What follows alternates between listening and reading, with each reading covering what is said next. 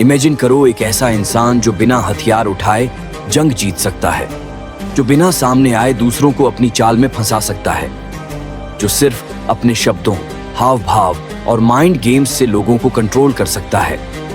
दुनिया ऐसे लोगों को मास्टरमाइंड कहती है, वो जो खेल खेलते हैं लेकिन कभी खुद शतरंज की गोटी नहीं बनते। सवाल यह है कि क्या तुम भी ऐसा बन सकते हो? अगर तुम्हें अपनी सोच को डेंजरस पावरफुल बनाना है तो तुम्हें माइंड कंट्रोल, डार्क साइकोलॉजी और स्ट्रैटेजी के उस आर्ट को समझना होगा जो दुनिया के सबसे शातिर और प्रभावशाली लोग अपनाते हैं। पहला रूल, मास्क पहनो, असली इरादे छुपाओ। दुनिया में सबसे शातिर इंसान वह होता है जो कभी अपने असली इरादे जाहिर नहीं करता। वह खुद को सीधा साधा, मासूम और भरोसेमंद दिखाता है, लेकिन असल में हर कदम सोच समझकर, प्लान बनाकर चलता है।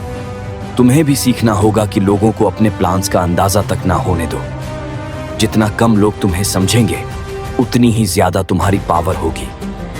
उदाहरण, डेथ नोट का लाइट यागामी, जो दुनिया की नजर में एक टॉप स्टूडेंट, परफेक्ट लड़का था, लेकिन अंदर से एक डेडली मास्टरमाइंड जिसने दुनिया को अपनी उंगलियों पर नचाया।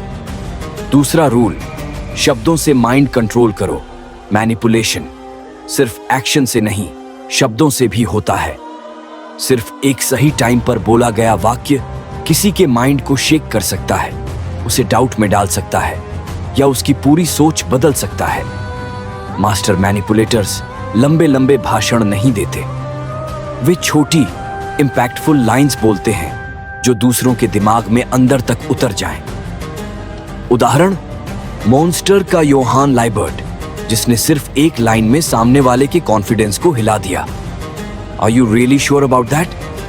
बस एक वाक्य और पूरी सोच बदल गई। तीसरा रूल, इमोशंस को हथियार बनाओ।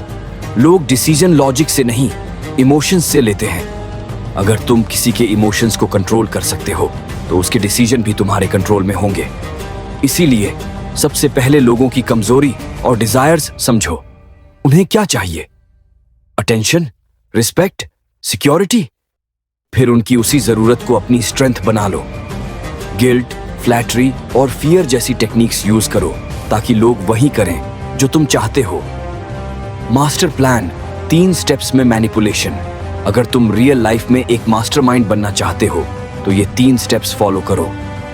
ऑब्जर्व, पहले समझो फिर वार करो। किसी भी इंसान को मैनिपुलेट करने से पहले उसे ऑब्जर्व करो। क्या चीज उसे खुश करती है? क्या उसे इनसिक्योर बनाती है? जब तक तुम उसकी वीकनेस नहीं समझोगे, तुम उसे कंट्रोल नहीं कर सकते। इन्फ्लुएंस, उसकी सोच में धीरे धीरे बदलाव लाओ। सामने वाले को डायरेक्ट कुछ करने के लिए मत कहो, बल्कि उसे ऐसा महसूस कराओ कि वही सही कर रहा है। इमोशनल ट्रिगर्स का इस्तेमाल करो। गिल्ट, एम्बिशन, डर, फ्लैटरी। कंट्रोल, उसे वो डिसीजन लेने दो जो तुम चाहते हो। फॉल्स चॉइस स्ट्रैटेजी यूज करो। सामने वाले को ऐसा लगे कि उसके पास चॉइस है, लेकिन दोनों ऑप्शन तुम्हारे फेवर में हो। इल्यूजन ऑफ फ्री विल, ऐसा महसूस कराओ कि डिसीजन उसका है, जबकि असल में तुम उसे उस तरफ पुश कर रहे हो। अंतिम शब्द, पावर का सही इस्तेमाल करो। मैनिपुलेशन एक हथियार है। अगर तुम इसे समझदारी से यूज करोगे तो तुम पावरफुल बनोगे, लेकिन अगर इसे गलत तरीके से यूज किया तो ये तुम्हें खुद तबाह कर देगा। पावर को कंट्रोल करो, वरना पावर तुम्हें कंट्रोल कर लेगी। अब सवाल यह है, क्या तुम सिर्फ एक मोहरा बनोगे या खेल के मास्टर?